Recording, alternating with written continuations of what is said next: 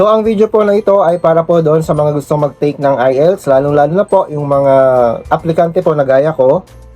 Para po sa kaalaman ng lahat, muli tayo po ay aplikante sa United Kingdom bilang isang swine technician o pig farmer. So tapos na po tayo sa selection ng ating employer. So luckily po and blessed na tayo po ay naselect ng ating pong employer wala po sa United Kingdom.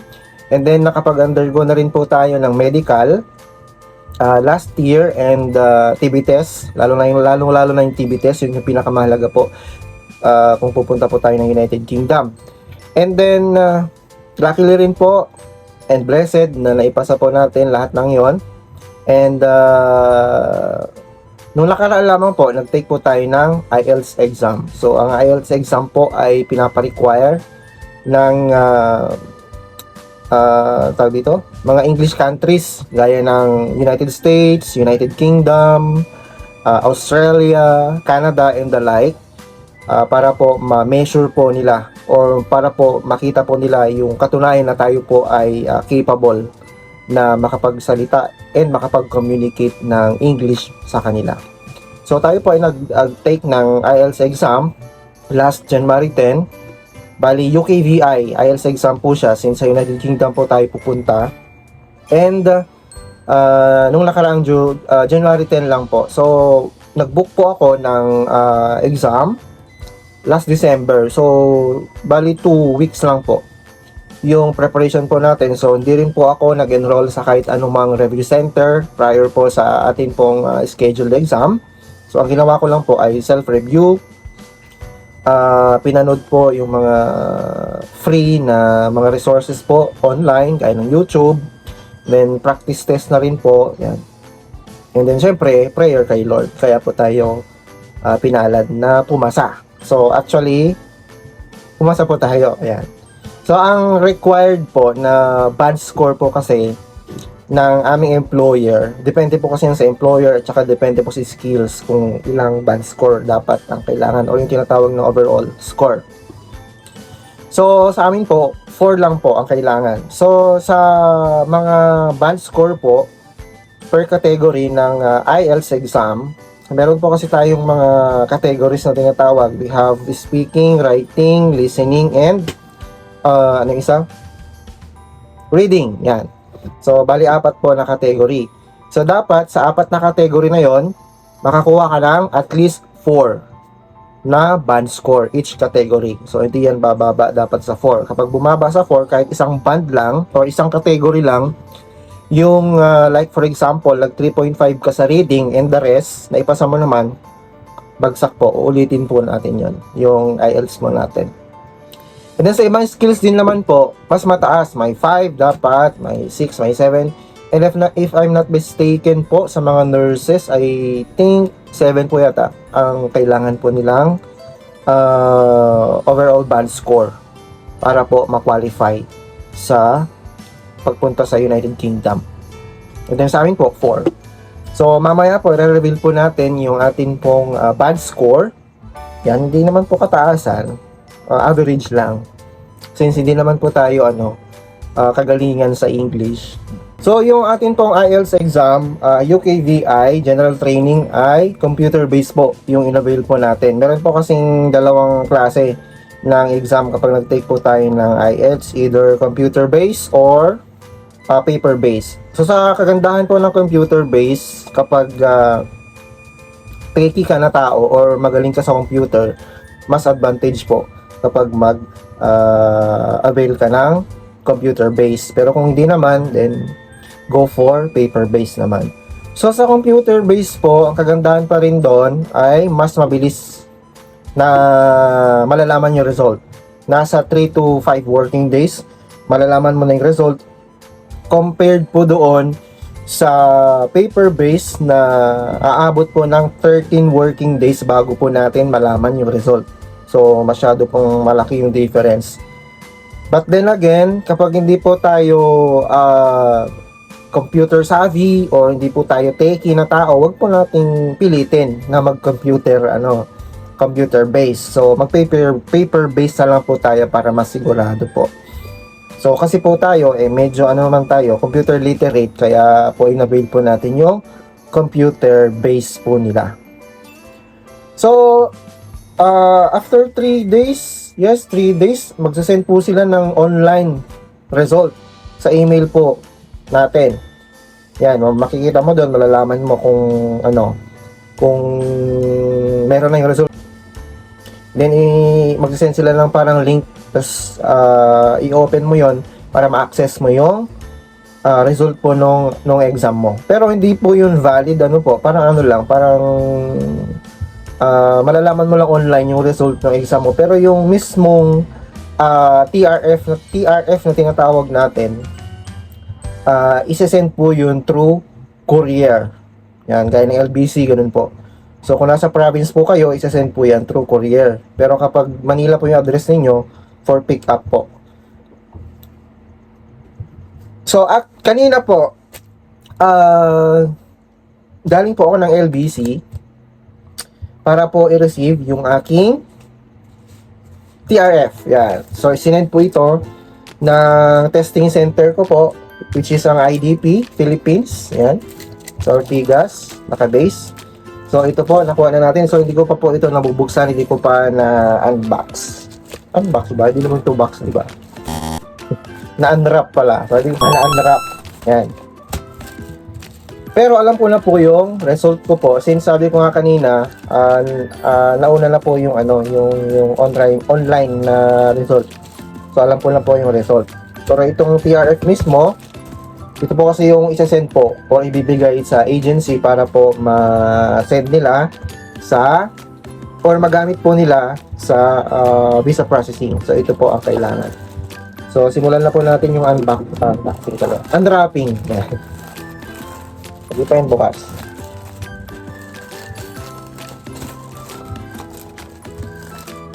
So, ito pong itong TRF po natin, 1 to 2 days po ito. Right after po lumabas ng result online, magbilang lang po tayo ng 1 to 2 days. Then, i-send or ma-receive na po natin itong TRF. Pero depende pa rin po yung sa location. Kung mas malayo po yung location ninyo or yung province po ninyo, mas matagal. So, kapag mas malapit, mas mabilis. So, yan po. From IDP. O, diba? Naka-envelope. Ito yung pangalan ko. Okay. Kita? So, i-open na natin. Nakasil pa, nakasil pa yan, guys. Oh, so. Okay. So, let's take a look. What's inside? Okay. Yun. Oh, diba? Pogi, oh. Pogi ko dyan. Dyan lang.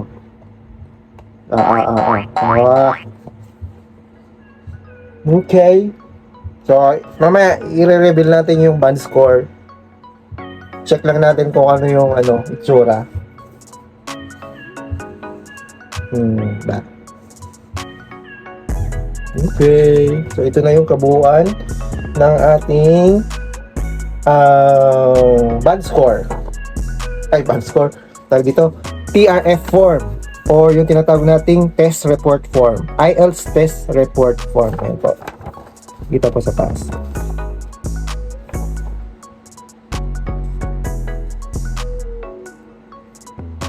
So, mamaya po, i-flash po natin yung ating result.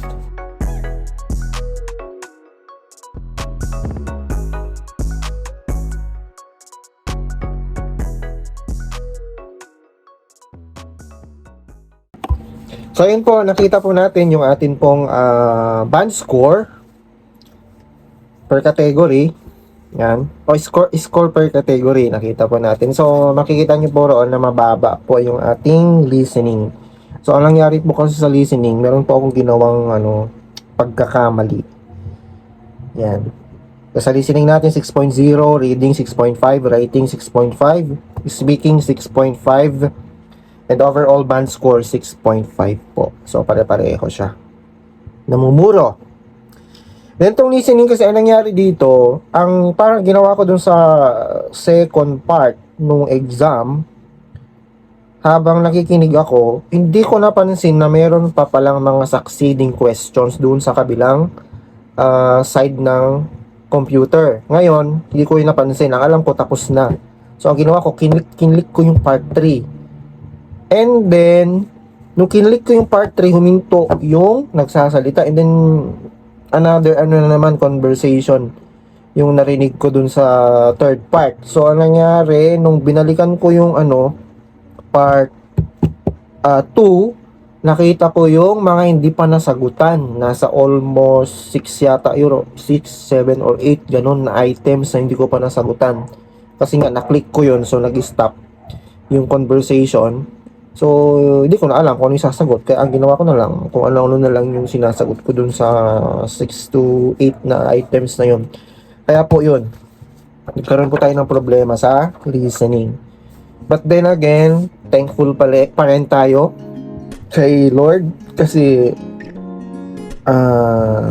more than the passing overall band score yung binigay niya sa atin. So 4 lang ang hinihingi ng ating employer na passing score, pero binigay po niya sa atin ay 6.5, and that is more than enough na po para po ma-qualify po tayo doon sa ating tawag dito, International English Language Proficiency. So para po doon sa tips, sa next video po, tatakel po natin yung mga tips, kung ano yung mga ginawa ko po para po maipasa po itong IELTS exam na ito. Para po doon sa mga gusto mag self-review, nagaya ko na walang oras kasi po may trabaho and kailangan pong mag-take ng IELTS exam. Then panoorin niyo po yung ating magiging next video para po isa-isahin po natin yung mga tips, yan, mga dapat na gawin para po makapasa sa IELTS exam. Lalo na yung mga nagse-self-review. Pero dun po sa mga